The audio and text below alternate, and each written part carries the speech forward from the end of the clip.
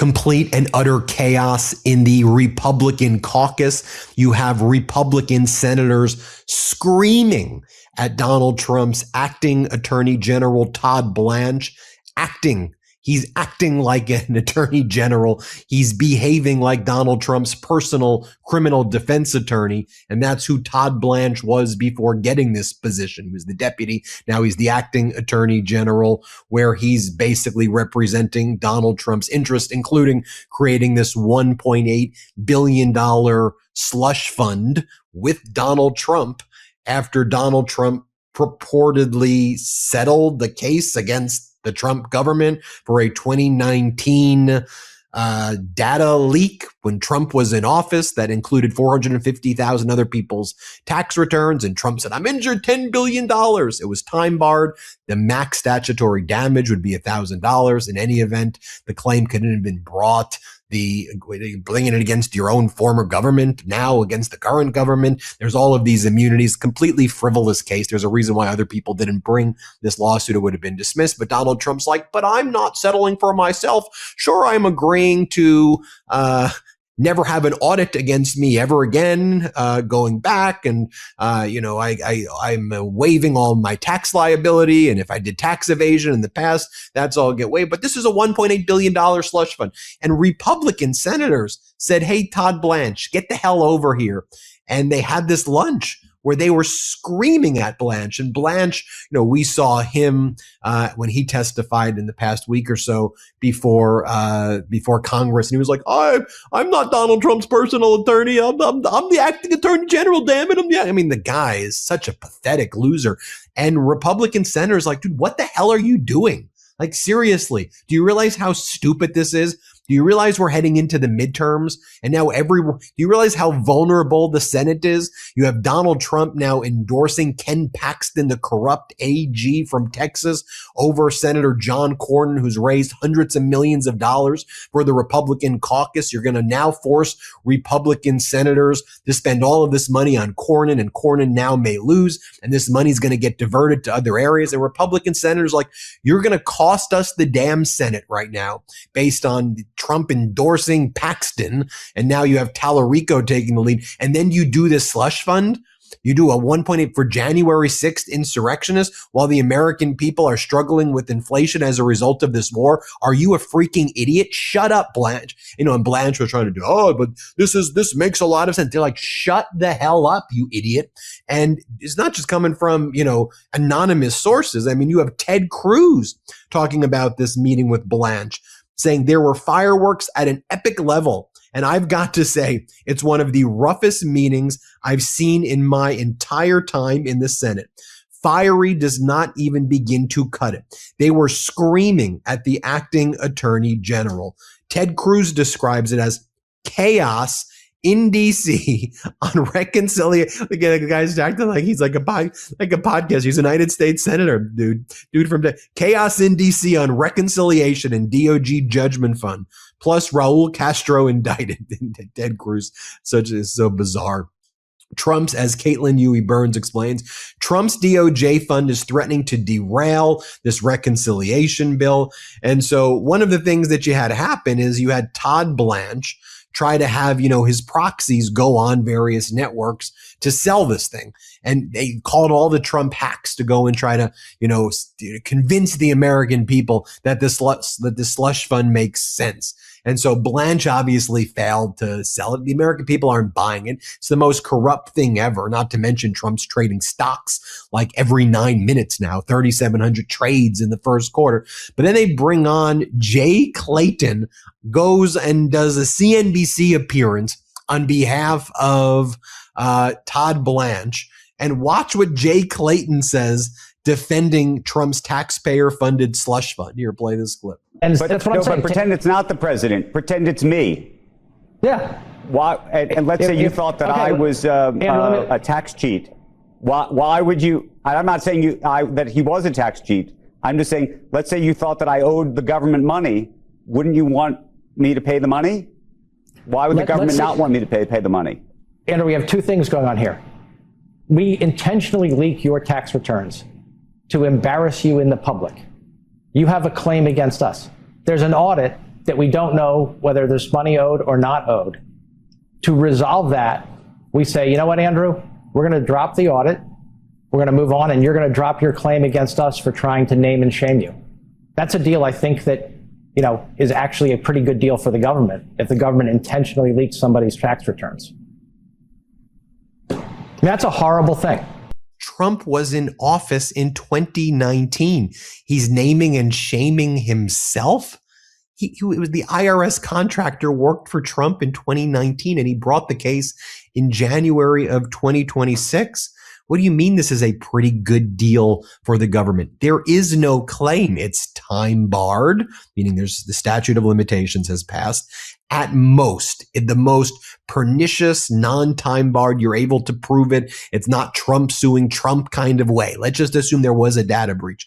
The statutory damages at most would be $1,000.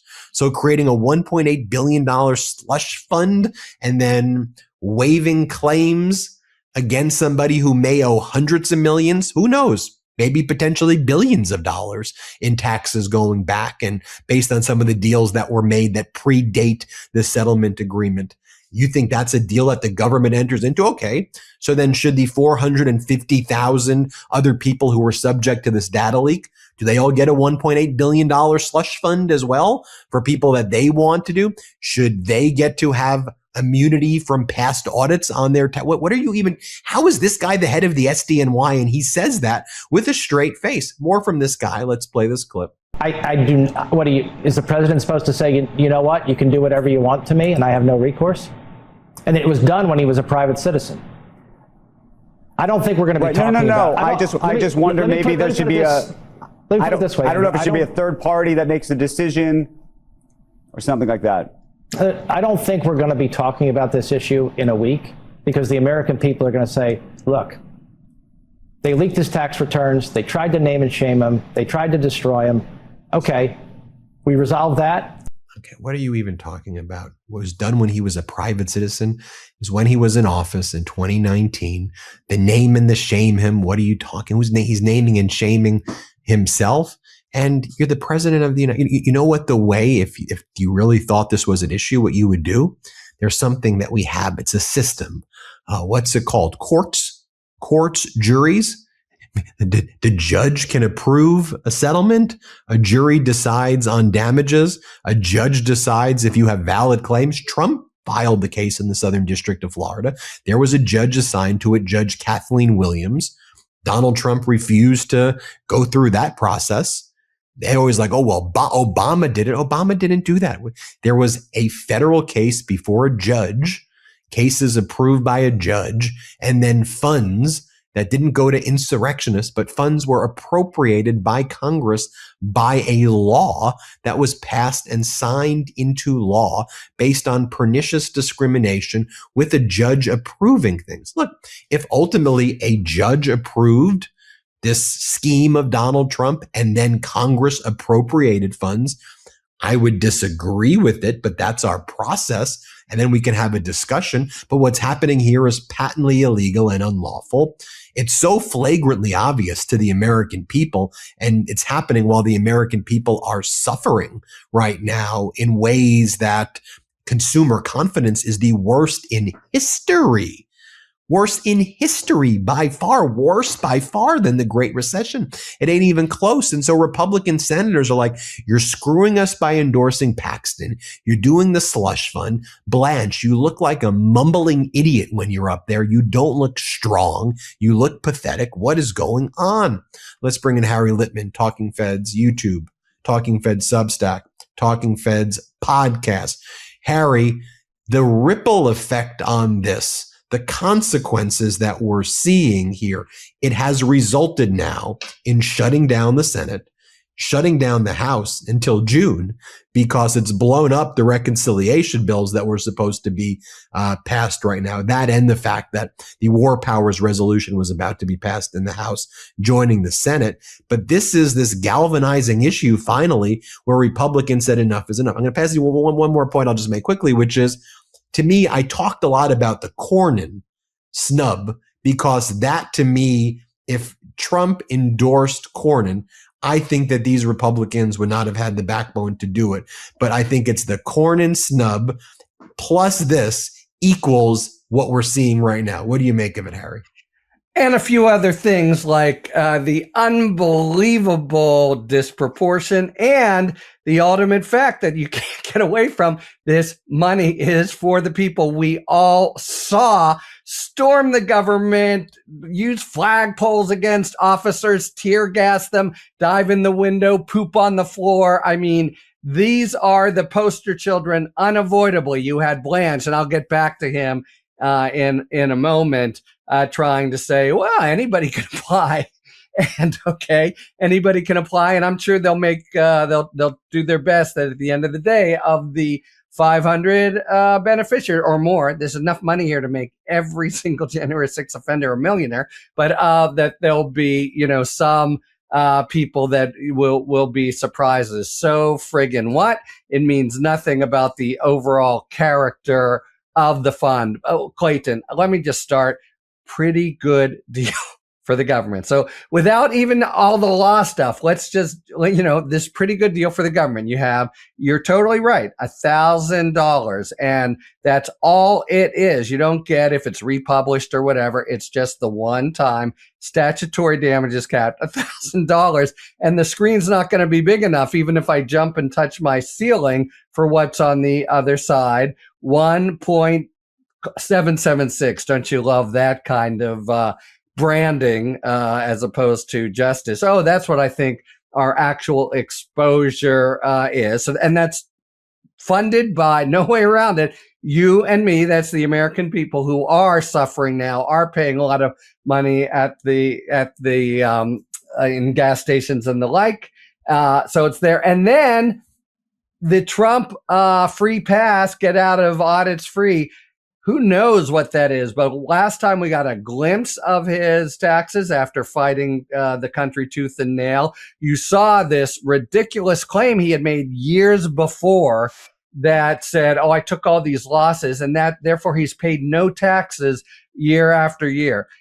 Anything he's done, the free pass here is on anything they're auditing, but on anything they could know about now. So whatever complete illegal behavior, and come on, Trump organizations, Trump children. Do we think there's maybe a little bit to look into tax wise?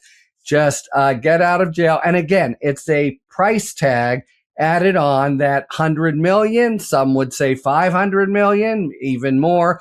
That is money that is just basically more of a pickpocket of the American people. Okay, Todd Blanche, you know, it's obviously all done for Trump and to suck up to him. But did you notice Trump right away started backpedaling and saying, oh, I don't really know anything about it.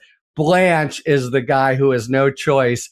And yeah, those were really vivid words, weren't they, by Senator Cruz? And look at the impact it had. You have several senators already voicing opposition, more than I think anything, certainly anything in Trump 2.0, also in the House.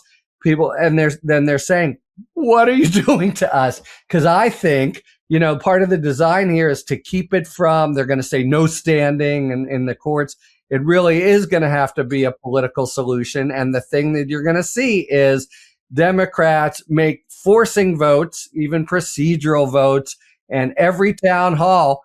Are you for not just this ridiculous disproportion for a case that could never have been brought in the first place, and that amount, it violates Congress's appropriations power? But again, they just can't get around this. Who is getting the money? I mean, all you need to do is play the January 6th tape again, put right on the board 1.776 billion, and sit down. It's just loony. And, you know, you got to imagine there are people who think that Trump doesn't care about anything except showing his power and making people kneel to him. And there's just no way. This is why the cowed Republicans are actually screaming behind closed doors. There's no way this could be. It's an outrage in many levels, but there's no way it could be good for them politically.